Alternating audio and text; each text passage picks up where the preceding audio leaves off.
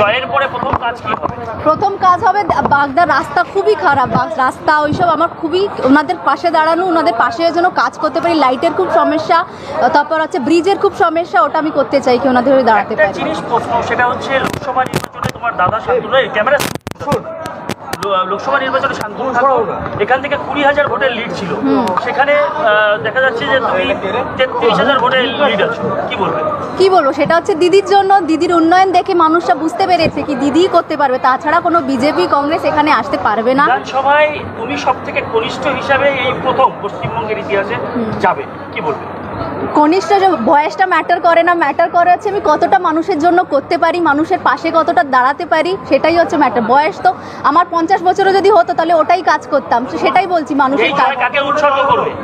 কি হচ্ছে 33,000 কত সামথিং, 33,400 সবাইকে একটা মানে ভোটার যারা আছে তাদেরকে, যারা কর্মী আছে, যারা সারা রাত মানুষ যারা খেটেছে আমাদের জন্য, পার্টির জন্য, দিদির জয়, এটা সবাই জয়, বাগদার জয়। প্রথম নির্বাচনে দাঁড়িয়ে ছক্কা আঁকিয়েছো, এটাকে কি বলবো? এটা জাস্ট একটা আশীর্বাদ যখন পেয়েছি, যখন মাঠে নেমেছি, আগেই বলেছি লড়াই তো করতে হবে, এটা তো প্রথম, জাস্ট আগে দেখা যাক কি হয়। সিএম ম্যাটার করে না আমাদের জন্য, সেটা ওদের ব্যাপার, আমাদের শুধু হচ্ছে এখন বাগদার জন্য কাজ করা, বাগদার পাশে দাঁড়ানো। বিজেপি প্রার্থী বেরোনোর সময় দেখা গেল জয় বাংলা স্লোগান দিয়েছে তৃণমূল কংগ্রেসের কর্মী সমর্থকরা, তিনি বলেছেন ছাপ্পা দিয়েছে, সেই কারণে তিনি এখন হেরে গেছে, ওটা তো বলতেই হবে, হেরে গেছে, এখন কোনো কিছু তো বলতে হবে এখন মিডিয়ার সামনে বা কিছু, সেটার জন্য ওটা কোনো ফ্যাক্টর নয়। আমরা দেখবো না কে কী করছে, শুধু আমাদের কাজ, লক্ষ্য হচ্ছে বাগদাকে সোনার মতন বাগদা গড়তে পারি যাবো।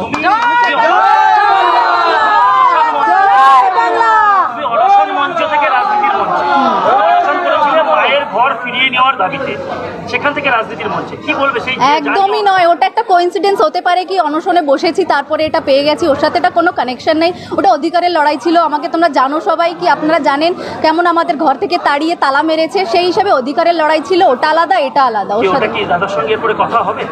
কি হচ্ছে এক বাড়িতে বিধায়ক এবং মা সাংসদ, হ্যাঁ ও বাড়িতে প্রবলেম সলভ হবে, কেন কথা হবে না? হাজার হলি আমার দাদা, রক্তের একটা টান আছে, কথা হবেই হবে, নিশ্চয়ই হবে। শান্তনু ঠাকুরের সঙ্গে কথা হবে, একদম হবে, কেন হবে না? একদম। হ্যাঁ, এর আগেও আমি যখন ভোটে দাঁড়িয়েছিলাম, যখন প্রথম ক্যান্ডিডেট, তখন আমি বললাম দাদার আশীর্বাদ যেন থাকে, হাজার হলি আমার দাদা, ওনার আশীর্বাদ যেন আমার উপরে থেকে যায়।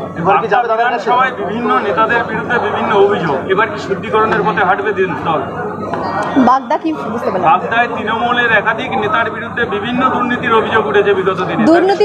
দুর্নীতি যদি থাকতো তাহলে সিটটা জিততো, মানুষরা ভোট দিত বহুবার এবং প্রমাণও হয়েছে। দলে দলে যদি গন্ডগোল থাকতো তাহলে তো সিটটা বেরোতো না, হয়তো সবাই সমর্থন দিয়েছে, মানুষরা বুঝেছে, সেই হিসাবে সিটটা আজকে দিদির হাতে আমরা তুলে দিয়েছি।